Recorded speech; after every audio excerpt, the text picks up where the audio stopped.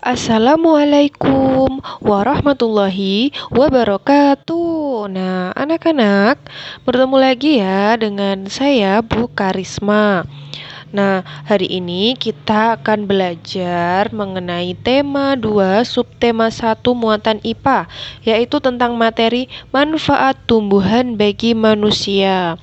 Nah, sebelum masuk ke pembelajaran, Ibu mau menjelaskan dulu ya tujuan pembelajaran kita hari ini, yaitu yang pertama adalah anak-anak diharap mampu menuliskan manfaat tumbuhan untuk kehidupan manusia. Yang kedua adalah anak-anak diharapkan mampu menceritakan dan menjelaskan manfaat tumbuhan untuk kehidupan manusia. Oke, kita sekarang masuk ke pembelajarannya ya. Nah, anak-anak tahu nggak sih contoh tumbuhan itu apa saja? Oke, tumbuhan bayam, kangkung, wortel, pohon jati, pohon mahoni, nah dan lain-lain itu termasuk tumbuhan. Nah, Tuhan menciptakan beragam jenis tumbuhan yang bermanfaat untuk menopang kehidupan makhluk hidup lainnya, yaitu manusia dan hewan. Tumbuhan itu merupakan salah satu sumber kehidupan loh. Nah, tumbuhan juga memiliki bagian seperti akar, daun, batang, buah, bunga, dan biji yang masing-masing memiliki manfaat untuk kita. Oke, sekarang Ibu mau menyebutkan manfaat-manfaat tumbuhannya ya. Yang pertama yaitu manfaat tumbuhan itu sebagai sumber makanan. Nah, tadi kan sudah disebutkan contohnya. Tumbuhan itu ada sayur bayam, kangkung, wortel, kentang, itu ya. Nah, tumbuhan-tumbuhan itu bisa dimanfaatkan sebagai sumber makanan. Kenapa kok tumbuhan dimanfaatkan sebagai sumber makanan? Karena tumbuhan itu banyak mengandung vitamin, protein, dan karbohidrat, yang dimana kandungan tersebut banyak dibutuhkan oleh tubuh. Contohnya, vitamin banyak terdapat pada buah-buahan, protein juga banyak terkandung pada sayuran dan lauk pauk. Yang terakhir karbohidrat. Karbohidrat itu banyak terkandung pada nasi, di mana nasi itu asalnya dari apa? Ayo. Nasi asalnya dari padi. Padi juga termasuk tumbuhan kan? Nah, oke. Masuk ke manfaat yang kedua. Manfaat yang kedua yaitu tumbuhan dapat membuat udara menjadi sejuk. Kenapa kok menjadi sejuk? Karena pada siang hari tumbuhan itu menghirup atau menghirup CO2 atau karbon dioksida dan mengeluarkan oksigen. Oksigen inilah yang membuat udara menjadi sejuk.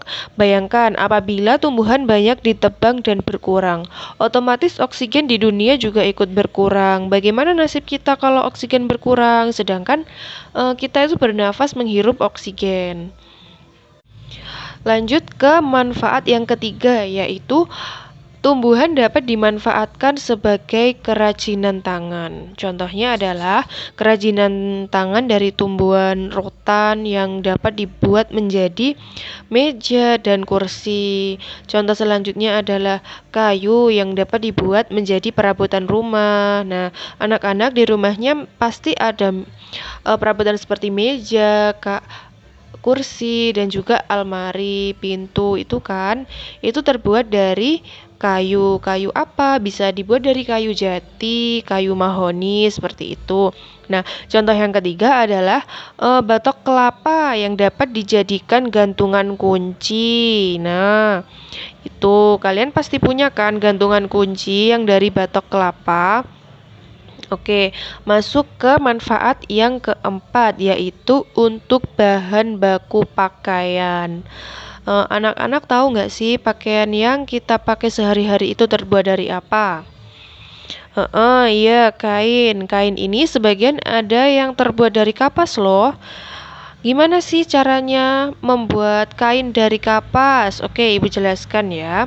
Caranya adalah pertama-tama kapas akan dipintal sehingga menjadi benang. Lalu setelah dipintal, benang tersebut ditenun. Setelah ditenun akan menjadi kain. Nah, kain tersebut dapat dijahit dan dijadikan pakaian yang menarik, pakaian yang kita pakai sehari-hari, pakaian yang nyaman. Baik, paham anak-anak ya? Oke, sekarang masuk ke manfaat yang nomor 5, yaitu tumbuhan sebagai pewarna alami. Contohnya, apa saja pewarna alami? Contohnya adalah kunyit. Kunyit itu menghasilkan warna apa? Oke, kunyit menghasilkan warna kuning. Nah, yang kedua ada daun pandan. Daun pandan itu menghasilkan warna hijau. Cabai, yang ketiga adalah cabai. Cabai menghasilkan warna apa ya, anak-anak? Oke, cabai menghasilkan warna merah. Kemudian ada buah naga. Anak-anak pernah kan melihat buah naga? Buah naga itu warnanya seperti apa ya? Iya, buah naga itu warnanya mencolok, warna ungu. Kemudian yang terakhir ada wortel. Wortel tersebut dapat dimanfaatkan sebagai pewarna alami warna orange. Nah, itu dia. Dan banyak juga lainnya tumbuhan yang dapat dimanfaatkan sebagai pewarna alami. Itu tadi adalah sebagian contohnya ya.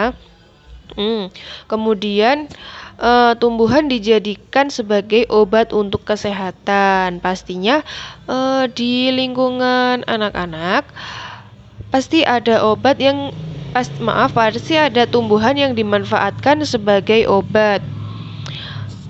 Namanya apa ya kira-kira tumbuhan yang dapat dijadikan sebagai obat? Namanya adalah tumbuhan atau tanaman toga. Contohnya tanaman toga ada apa saja? Iya, ada kencur. Kencur ini dapat mengobati flu dan batuk berdahak.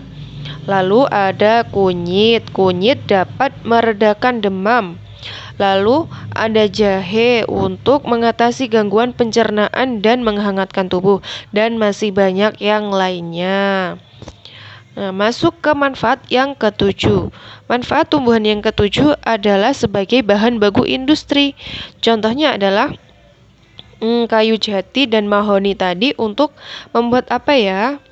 Ya, membuat perabotan rumah seperti meja, kursi, dan almari, dan lain-lain. Nah, itu dimanfaatkan untuk industri mebel. Jadi, kayu jati, kayu mahoni itu untuk industri mebel.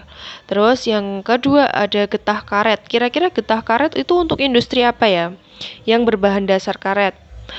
Industri ban. Oke, getah karet untuk industri ban. Yang terakhir ada kapas. Kapas tadi untuk apa? Ya, untuk baju. Berarti kapas dimanfaatkan untuk industri pakaian dan masih banyak yang lainnya.